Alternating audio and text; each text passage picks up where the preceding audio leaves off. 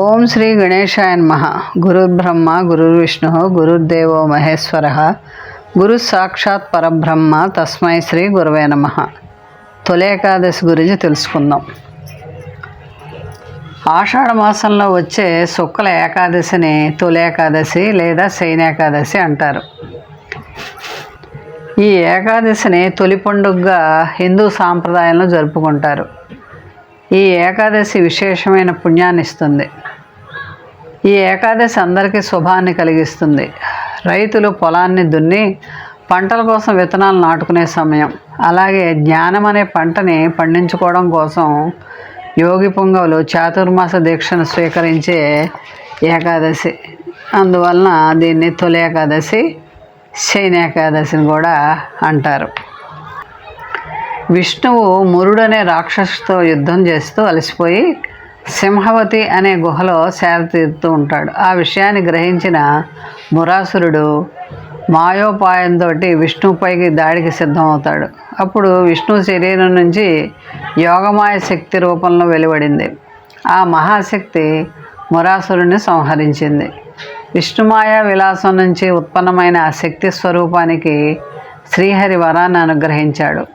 విష్ణువుకు ప్రియమైన తిథిగా ఏకాదశి పేరిట ఆ శక్తి రూపం పూజలు అందుకుంటుందని చెప్పాడు.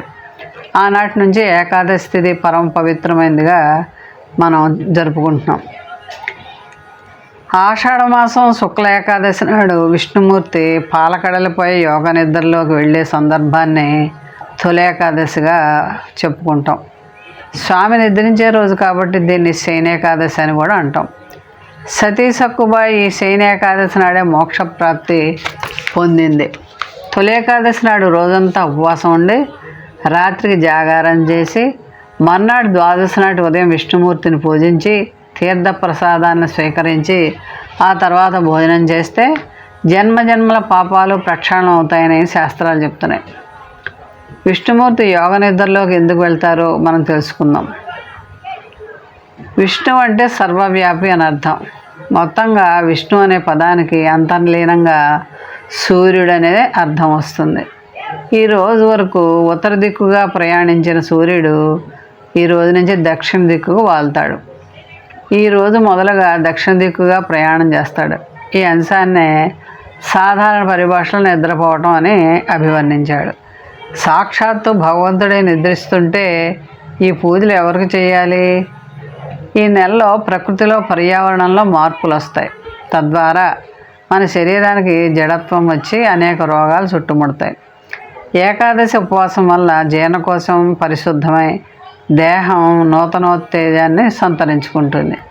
ఇంద్రియ నిగ్రహాన్ని కలిగిస్తుంది. ఇంతేకాకుండా కష్ట పరిస్థితుల్లోనూ భయంకరమైన రోగాలు వచ్చినప్పుడు విపరీతమైన పరిస్థితులను ఎదుర్కోవడం కోసమే ఈ కఠినమైన ఉపవాసాలు ఆచారాలు ఏర్పడ్డాయి. ఇందువల్ల కామక్రోధాదులు విసర్జించగలుగుతాం. ఈ విధంగా ఏకాదశి నాడు ఉపవాస నియమం లోకంలో స్థిరపడింది. తొలి ఏకాదశి విశేషాల్లో పేలపిండి ప్రసాదం ముఖ్యమైనది. పేలాల్లో బెల్లం యాలకులు చేర్చి దంచి పిండిగా తయారు చేస్తారు. తొలి ఏకాదశి రోజున పేలపిండిని స్వామికి నివేదన చేసి భక్తులు ప్రసాదంగా తీసుకుంటారు. దేవాలయాల్లో తొలి ఏకాదశి రోజున ప్రత్యేకంగా పేలపిండి ప్రసాదం అందరికీ పెడతారు. ఆరోగ్యపరంగా చూస్తే పేలపిండి ఎంతో మేలు చేస్తుంది. బాహ్య వాతావరణంలో వచ్చే మార్పులకు అనుగుణంగా తట్టుకునే శక్తిని శరీరానికి కలగజేస్తుంది. వ్యాధి నిరోధక శక్తిని పెంచుతుంది. దీనివల్ల మనిషికి సహజంగా అలవాడే బద్ధకం అంతా కూడా పోతుంది.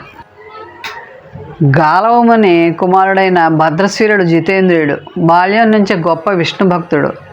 అతని హరిభక్తికి ఆనందించిన గాలవుడు నీకింత భక్తి ఎలా అబ్బింది నాయనా అని అడుగుతాడు.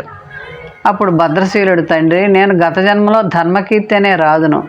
నా గురువు దత్తాత్రేయ మహర్షి బోధనల వల్ల కొంతకాలం ధర్మబద్ధంగానే పాలించాను.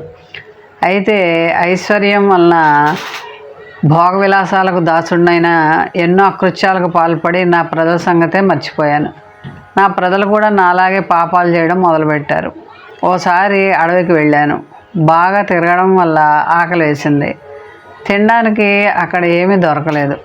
ఓ చెట్టు కింద కొందరు ఏకాదశి వ్రతం చేస్తుంటే అక్కడ అలసిపోయి కూర్చున్నాను. వారితో పాటే జాగరణ చేశాను.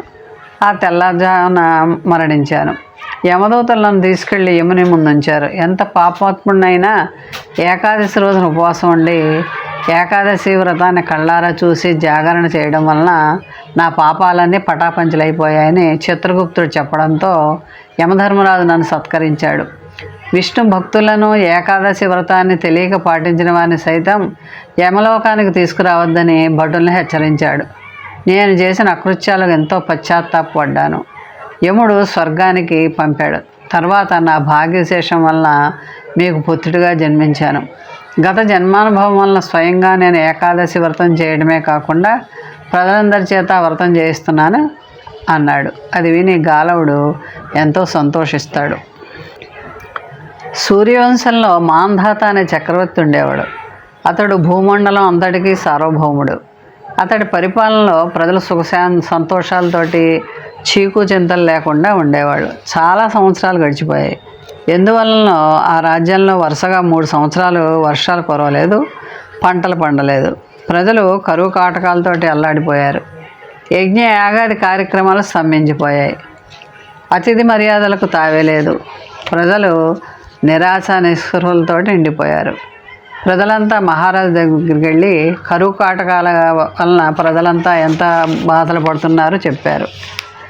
నీరు ప్రధానంగా కలవాడు నారాయణుడు, మేఘస్వరూపుడైన భగవంతుడు వానలు కురిపిస్తాడు. వానల వల్ల పంటలు పండుతాయి, ప్రజలకి ఆహారం లభిస్తుంది. కాబట్టి ఏదైనా పుణ్యకార్యాన్ని ఆచరించండి అని మహారాజుని ప్రార్థిస్తారు. ప్రశాంతమైన మహర్షుల ఆశ్రమ ప్రాంతాల్లో సంచరిస్తూ బ్రహ్మ మానసపుత్రుడైన అంగిరీస మహర్షిని దర్శిస్తాడు రాజు. ఆ మహర్షి 2వ బ్రహ్మ వలె ప్రకాశిస్తున్నాడు. మాంధాత చక్రవర్తి ఆ మహర్షి పాదపద్మాలకు సాష్టాంగ నమస్కారం చేస్తాడు.